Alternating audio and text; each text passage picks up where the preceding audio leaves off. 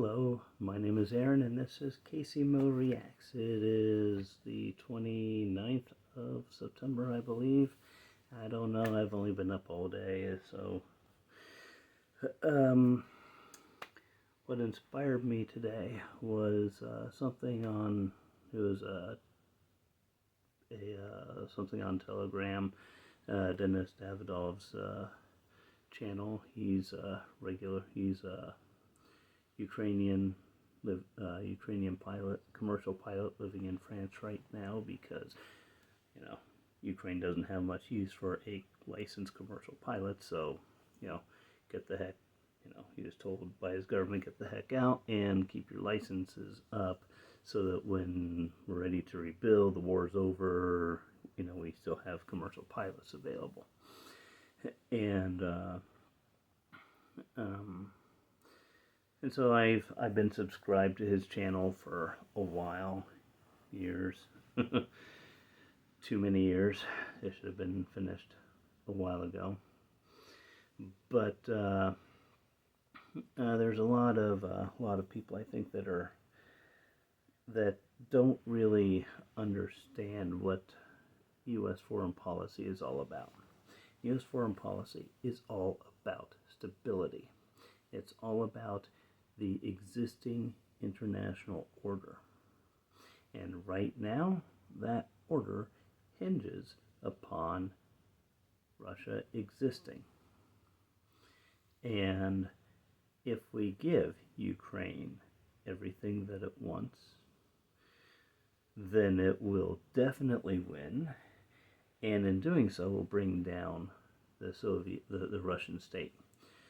Because the Russian state is obviously willing to expend all of its strength to take back Ukraine. This was it puts the American government in a really in a real pickle, because everything about what we have built over the preceding century of some kind of order that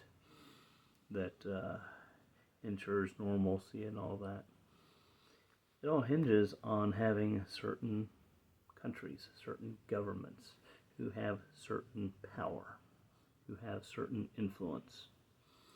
And it's just that simple. And I'm not defending this, because and you can refer back to my episode on Smedley Butler and how the things that he did and the things that he saw and the things that he later on was like, this is really screwed up, and the American people need to know what was actually going on, what is currently going on. All that stuff continues today.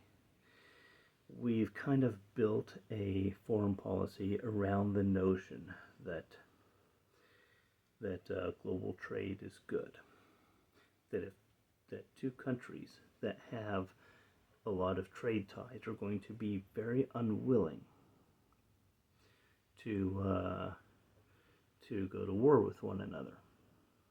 And for the most part, this tends to be true. Beyond that, for the most part, the U.S. doesn't seem to care what kind of government somebody has. You can be an authoritarian, genocidal maniac, and as long as you keep to your borders, we're cool. We may say nasty things about you or whatever, but we're not going to come knocking on your door, because that's something we don't want to do, despite appearances. As getting involved in a major war is not what the U.S. wants to do. We work through soft power, the power of our economy, and all you have to do is look at the status of the U.S. currency as a world reserve currency, which means that commodities that are traded in bulk between countries are priced in U.S. dollars. in U.S. dollars is generally used to facilitate this. Now, certain countries like Russia and China do not use. They require you to use their own currency to pay for things, but that's pretty easy. Their stuff is cheap. You can buy lots of them. You know,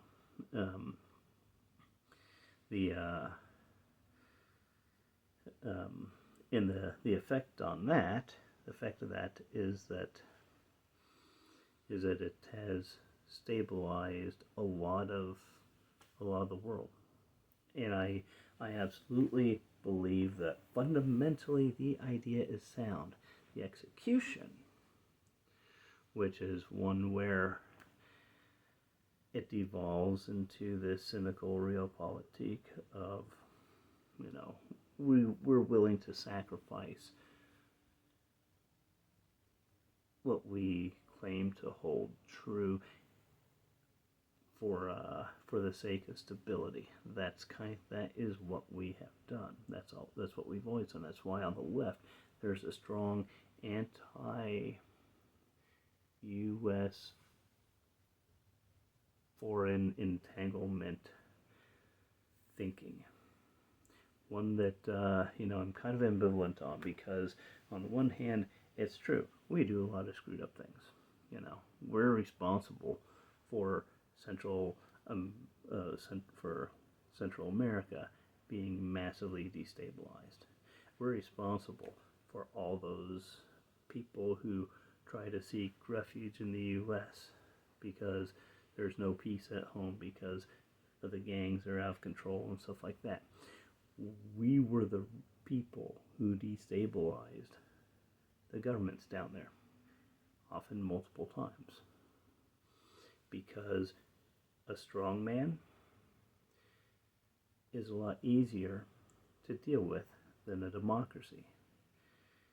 All you have to do is look here at the U.S. and you can see that democracies are messy. France, Macron has largely been sidelined in foreign policy now because he has to focus on local stuff. Doesn't mean he's not helping, just means he's not out there making big waves in front of the cameras like he was last year because his party got his ass handed to him at the polls. And although the system itself is stable, the individual person setting the policies, not necessarily stable.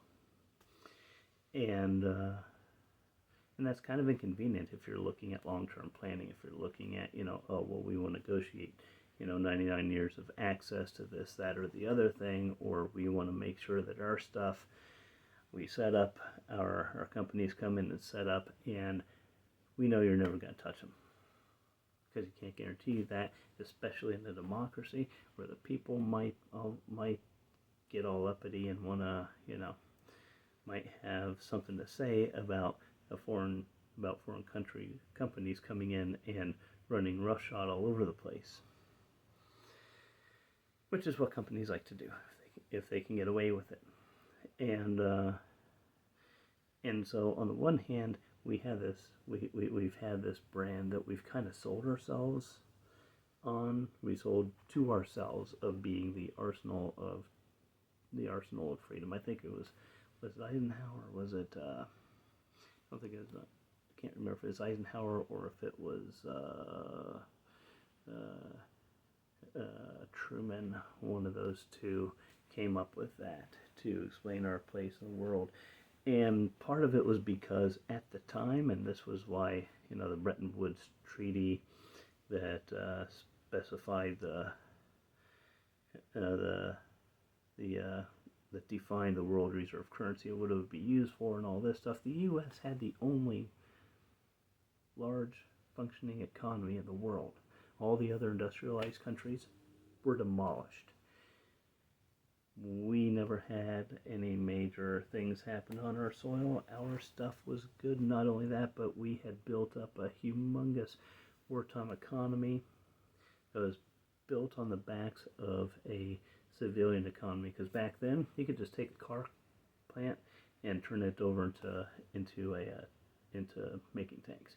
You can't do that anymore. Those days are long gone. Now everything is so specialized and high tech and stuff, and not just, oh, you need robotic welders, but the technology that goes into weapon systems are so specialized, and installing them requires certain certifications and skills that they don't want people to have unless they're going to be doing that thing. So GM's not going to be turning out tanks like during World War II. Doesn't matter what happens. We have one tank factory in Ohio, and that's it.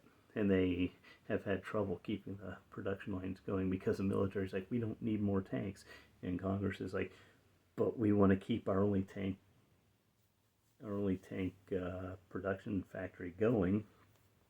So have more M1s because we need to keep people trained up. Otherwise, we lose that ability altogether. And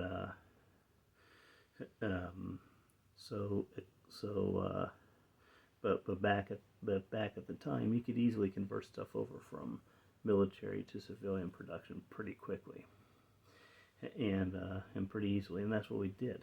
And so all of those military plants could then be converted back to civilian production, and that meant that we had this supply chain that was capable of doing a lot of good, rebuilding a lot of places, and we had the political will to do it. We felt that we had the mandate to help the world rebuild after World War II.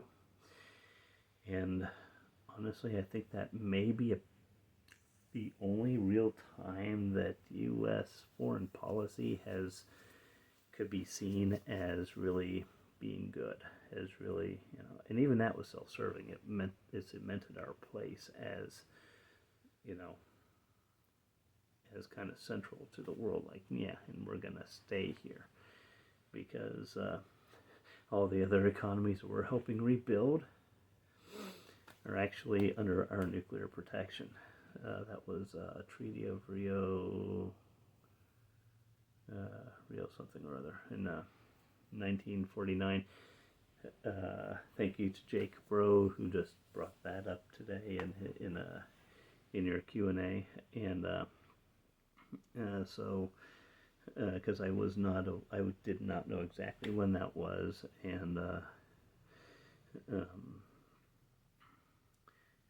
but that was the one that said that, hey, if you're on this list of countries, you don't have to develop nuclear weapons because we'll cover them, and that eventually included like South Korea and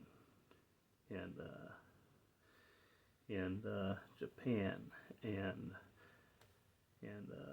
parts of Europe, and maybe not parts of Europe. They're pretty much covered by NATO, but this came before NATO, maybe concurrent with it, but came together before NATO was finalized, and as well as South and Central American countries. If you're attacked by nuclear power, we will protect you. That was a guarantee, and we still hold to that. And it also meant that other countries weren't developing. A lot of countries that could have been developing nuclear weapons were incentivized not to. Hey, well, we will bear that expense. Don't worry about it. And they're cool with it. Who wouldn't be? But that also,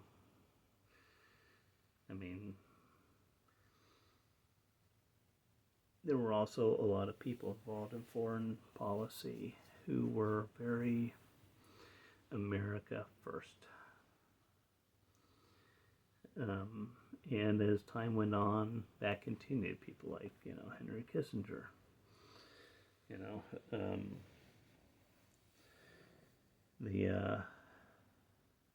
it just has never really changed. But our marketing still tries to brand us as defenders of freedom and democracy. And that has never really actually been the case.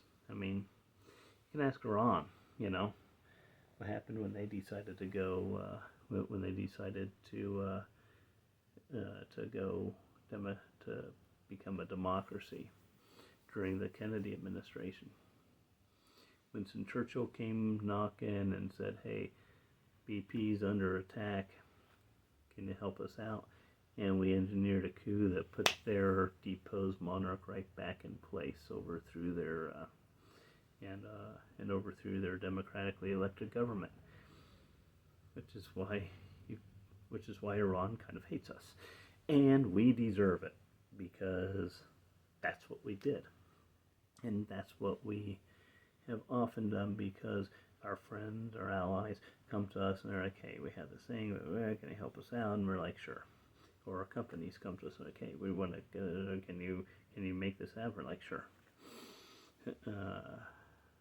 So we from time to time we've helped governments rewrite their constitutions to exclude certain companies based in North America from being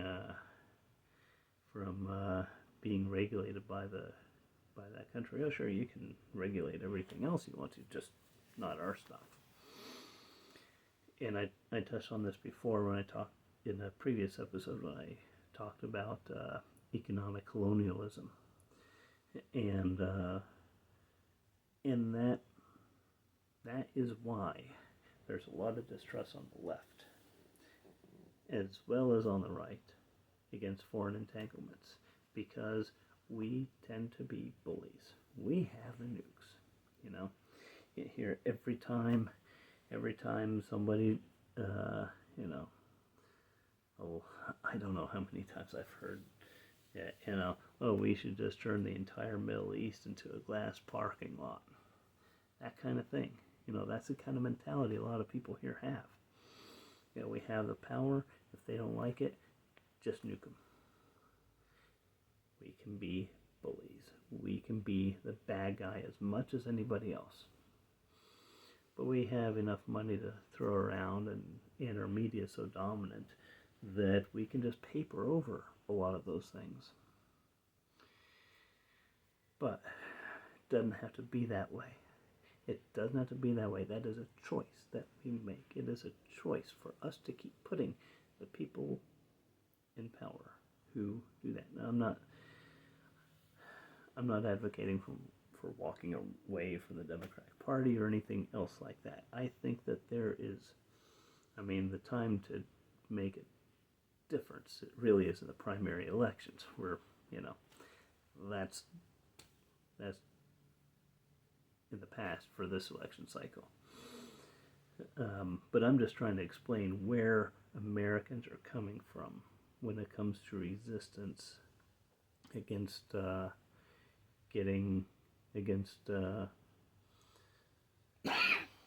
things like permission to use long-range weapons, Western-made long-range weapons against Russia.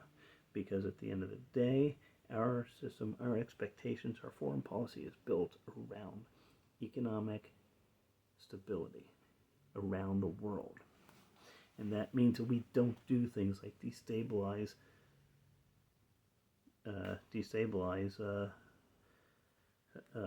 major governments. Those that we think have the ability to actually hurt others. And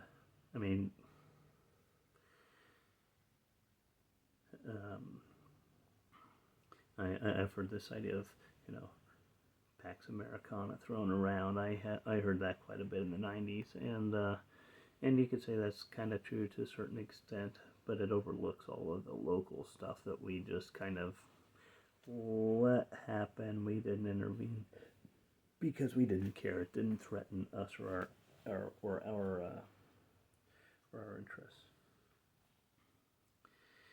And you should have. When the Rwandan genocide was going down, there were a lot of people here who were wanting us to get involved and stop it. Whatever happened to never again. And fact is We didn't care because Rwanda wasn't strategically important. You know, it just wasn't seen as something that warranted more than more than condemnations, which are cheap. Give a little bit of airtime, let our politicians say some nice things, and Americans can breathe easier knowing that their leaders think that something bad is happening and it really needs to stop.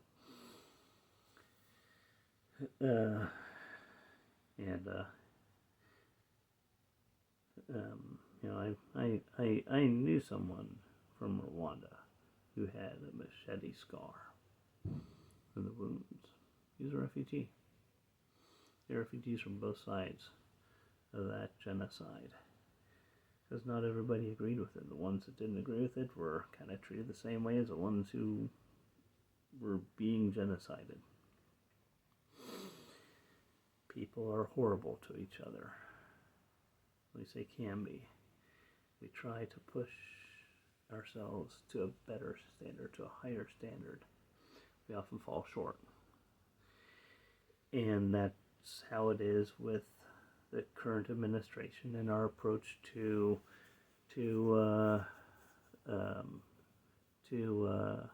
allowing Ukraine to do what it needs to do to win. Because Russia, and not just Putin, okay? Let's not kid ourselves. This isn't just Putin doing these things. Now, this is Medvedev. This is his whole circle of people who have bought into this. And there's a lot more as well. There's a big contingent of people in Russia who are just as ugly in their politics as some of the people here in the U.S. This is not confined to one nationality or one group of people. Get enough people involved, and you're going to have assholes. And when those assholes dominate society, they're going to turn a lot of society into assholes just because that's what it takes to survive. They may not particularly enjoy being assholes, but the ones that don't really mind, hey, they just don't mind. Either way, it could be good, could be an asshole, could not be an asshole. This is a way to get ahead, so I'll be an asshole. And it emboldens those who have that, who were already prone to being an asshole, and just all out, just like, yeah, we're gonna be able to do whatever we want to whomever we want, and we're gonna call it, a patriotic duty. We're gonna call it our natural place in the universe. We're gonna call it, this is how God wants us to be. Get that into culture, and it takes a lot to stamp it out. And we suffered for that. We still suffer from it today. I'm not saying that we're any better. I'm just saying that we're trying to do better. We're trying to do better. And we're having a big fight right now because there's a lot of people who don't want to do it better. There's a lot of people who bought into the idea that there's somebody to blame, somebody outside of what they consider to be themselves, of their in-group, to blame for the problems in their lives. There's a coworker. Oh, not even a coworker. I'm not even going to say a coworker. There's somebody that I have professional contact with who does not like the fact that we allow refugees into the country. Because refugees are people who are in need of homes and stuff. And this individual was homeless for years. She didn't get help. She tried to get help from the government. But here's a 5-year waiting list to be put on HUD. That's Housing and Urban Development. They do subsidized housing for for uh, low income people, generally people who don't work, who can't work, who have medical problems or whatever, and they get a voucher. People who are able to get through the system, they get a voucher, and that voucher is worth a certain amount of money, and then they can go find an approved house that's up for rent, or an apartment that's up for rent, that is certified by HUD, and use that voucher to pay for their housing. They have to pay a certain, I think, like 30% of their, if they have income, 30% of it has to go to that, and then the rest is made up by HUD, and that's called Section 8 housing. And individual property owners will buy up houses and make them available for use. And it's not really a funding thing, as in there's plenty of vouchers, there's plenty of money available for vouchers. It's the number of housing units that are made available, because they don't build their own housing units. They pretty much rely on people like me. I'm not involved because I don't have any property that I can do this with. Although that is a project that I'm working on with under the guise of the GKC Resiliency Network. Our project is to provide affordable housing. Doesn't necessarily mean HUD, but just very low cost quality housing for people. And if HUD's the easiest way to do it, then we'll get involved with that. But the problem is that there's not enough housing available, and there's no real mechanism for the government to bring new housing units to market themselves. That's one of the things that Kamala Harris has been talking about. Has been, building 3 million new housing units across the country, with the idea that that some or most, or maybe even all of them, would be devoted to alleviating the shortage of housing. And so the money's there, just a supply of houses, and there's so many restrictions on building houses, building new properties, and all that basically, if you're not building luxury housing, there's no point to it, to jump through all the hoops. And there's actually a lot of communities that have barred further residential construction, because if you build more houses, then that lowers our property values.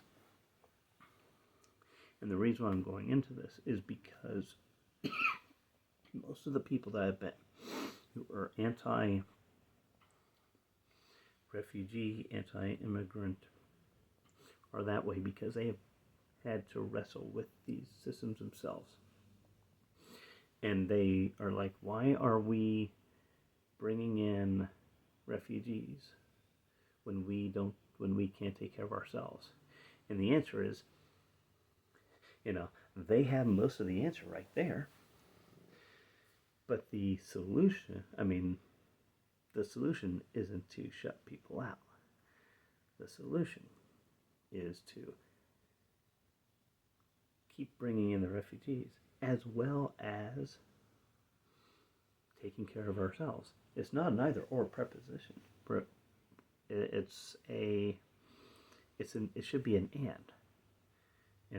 We treat refugees a certain way because we are signatories to a treaty that says this is the way you treat refugees. And we were the ones who told everybody else to sign this to sign this treaty and to pass into law. And the problem is that the people who who have been influencing our domestic policies have said that we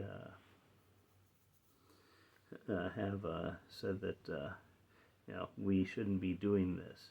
We shouldn't be doing this. Let's cut these programs. Let's keep the government out of directly providing housing and make it go through the private market. Let's do this. Let's do that. And let's do everything we can to minimize benefits for Americans, to the point where refugees are given extremely basic support by the standards of most countries, but more support than we give most Americans who are in need. And the answer is not to lower our standards of treatment for refugees, but to raise the standards of treatment for Americans. It seems like a no-brainer, but ideologically that just does not fly with conservatives, at least not in this country.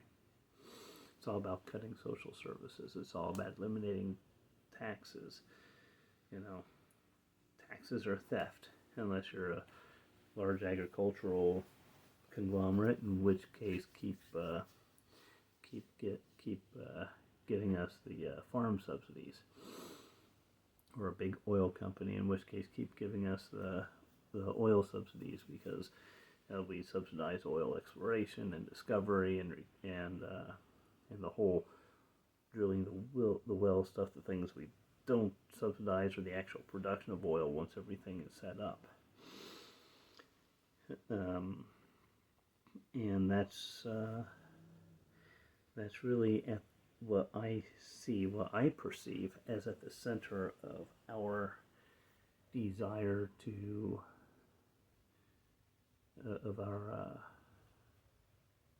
our systems are broken. Our systems are broken, and people lash out because of that. That's what we're seeing. And the people in charge of foreign policy desperately try to keep things glued together as best they can, using a playbook that is out of date and is relying upon certain assumptions that do not hold true, because all of this global trade normalization and all this stuff, it only makes sense if the other players in the game are willing to go along with it.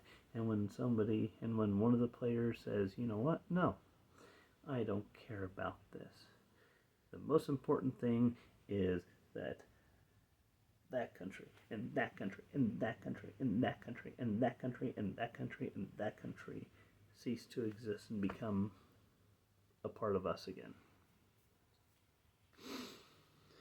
And that's what's happened. That's exactly what's happened. And at that point, we call ourselves the World Police. There was Team America, Global Police was a satirical commentary on that notion, and and the problem is if you say that national sovereignty is a thing and something to be respected, then you can't have police. You can't have a world police. You can't force anybody else to do anything else if they don't care about the economic consequences.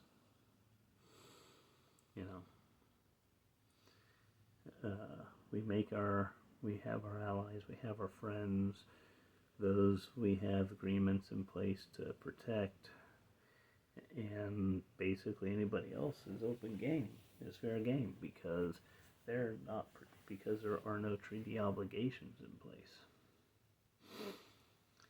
And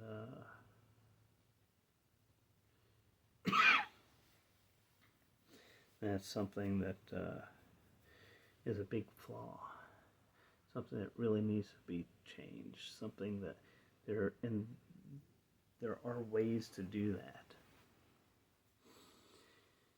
But the part of it is just being aware of where these forces are coming from, and that, oh, people aren't just being assholes to be assholes. They're assholes for a reason. Now let's deal with those underlying reasons so that we can stop being assholes like this. And I mean, that's not going to stop me from voting for Harris, you know. Not going to stop me from voting for Coons. It's not going to stop me from voting for, you know, because you see what the other side does, and it's 100 times, and you know, there's nothing there that's worth supporting at all. In fact, there's a lot there to fight against, and that's a shame, you know. Shouldn't be able to, in a two-party system, you shouldn't be able to look at the one other viable party and say, oh my God, there's nothing. I had to fight against you with every ounce of my strength. You know, didn't used to be that way. It is now. It's really sad. A lot of that comes down to well, the exact same thing that Ukraine's fighting right now. You know, we're having to deal with the product of what I think is several decades of propagandized media. It's and I'll be talking about that in a later video. I'm just gonna let this one stop right here because this is way longer than I wanted anyway. Problem is that all this stuff is interconnected. All of it.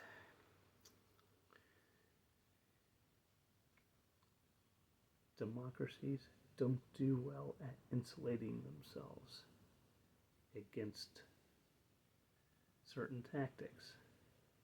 And this has been well exploited by those who do not want Western democracy to continue. That's all there is to it. How do we fight that? Awareness, being, you know, mindfulness, recognizing when you fall into those traps, recognizing when you're being manipulated, recognizing that, hey, you know, maybe some guy writing mostly articles on game stuff really doesn't have a deep insight into geopolitical stuff. Which I read an article on Ground News that was that had me really scratch my head until I realized it was written by a freelance contributor who was like only writing game stuff and all this stuff. He probably received a fat paycheck from somebody to do an article like this, and it was ham-fisted as all get out and obvious in its ham-fistedness, but people are going to read it and they're going to go, oh, this place has a high factuality and is centered in its news, and the reason is because normally it doesn't do political stuff. It's fine when it comes to the ethics of video game journalism or whatever. It's fine when it's covering, you know, the latest PlayStation game or whatever. But you know, for some reason they decided to run that to run a story on how horrible Ukraine's situation is. And is it bad? Oh yeah, it's bad. But nothing irrecoverable. Nothing that can't be fought through. Nothing that is going to stop Russia from falling apart. You know, Ukraine will win in the end. Russia is going to fall apart. It's in the process of falling apart now. If you've been following the stories swirling around the Wildberries assault on Moscow, you know exactly what I'm talking about. I don't read Russian. I don't know if I don't know how much of that stuff is factual, except that the attack itself took place. But all of the stories swirling around the forces from Chechnya and the forces from Dagestan fighting it out in the streets of Moscow, kind of fits with what's going on over there. Kind of, makes sense to me. Because when you have a mafia state and things start flying apart, the different people who've been kind of forced to work under the one guy, blood starts running. Look at Chicago after Mayor Daley decided to call it quits. Violent crime, especially murders, shot straight up as all the retributive killings started taking place. And we're seeing that, I think, flare up in Moscow. And I think it's only the beginning. Anyway, that's why we don't want the Russian system here. Even if I'd be safe from it, even if you'd be safe from it, from the ravages of the intentional violence of the state. Got to deal with all the problems that happen when the wheels start coming off. Anyway, I'm gonna turn this thing off. Take care of one another. Take care of yourselves. Slava Ukraini.